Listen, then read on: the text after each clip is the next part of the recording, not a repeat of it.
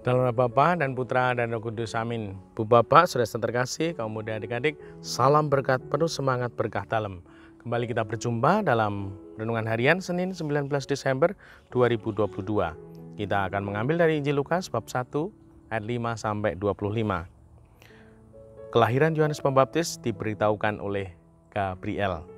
Di zaman Herodes Raja Yudea hiduplah seorang imam bernama Sakaria dari kalangan Imam Abia. Istrinya juga berasal dari keturunan Harun, namanya Elisabet. Keduanya hidup benar di hadapan Allah dan hidup menurut segala perintah serta ketetapan dengan tidak bercacat.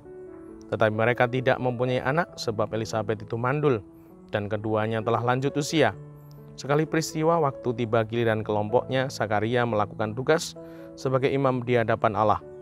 Sebab ketika diundi sebagaimana lazimnya untuk menentukan imam yang bertugas, dialah yang ditunjuk untuk masuk ke dalam bait Allah dan membakar ukupan di situ. Pada saat pembakaran ukupan itu, seluruh umat berkumpul di luar dan sembahyang. Maka tamblaklah kepada Sakaria seorang malaikat Tuhan berdiri di sebelah kanan mezbah pembakaran ukupan. Melihat kejadian itu, Sakaria terkejut dan menjadi takut. Tetapi malaikat itu berkata kepadanya, "Jangan takut, Sakaria, sebab doamu telah dikabulkan. Elisabet istrimu akan melahirkan seorang anak laki-laki bagimu, dan haruslah engkau menamai dia Yohanes. Engkau akan bersukacita dan bergembira, bahkan banyak orang akan bersukacita atas kelahirannya, sebab ia akan besar di hadapan Tuhan, dan ia tidak akan minum anggur atau minuman keras. Ia akan penuh dengan Roh Kudus mulai dari rahim ibunya.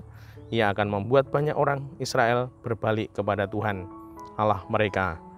Dan ia akan berjalan mendahului Tuhan dalam roh dan kuasa Elia untuk membuat hati para bapa berbalik kepada anak-anaknya dan hati orang-orang durhaka kepada pikiran orang-orang benar."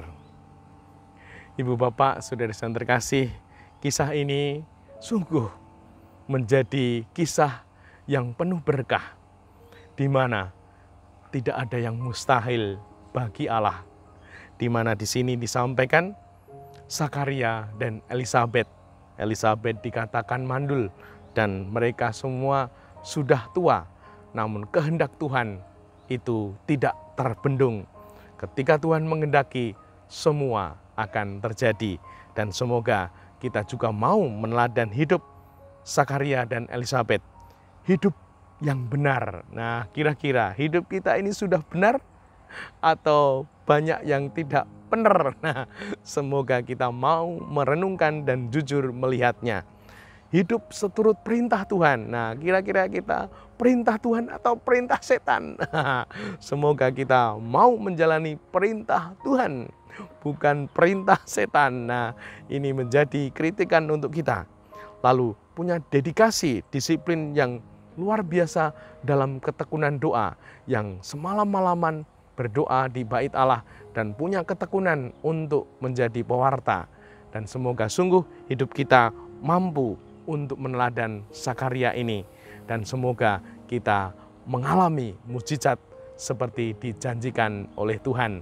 Dan semoga dengan demikian kita makin percaya dan makin mengandalkan Tuhan kita.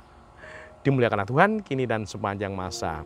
Salam berkat penuh semangat berkah dalam. Dalam Bapa, Putra, dan Roh Kudus. Amin.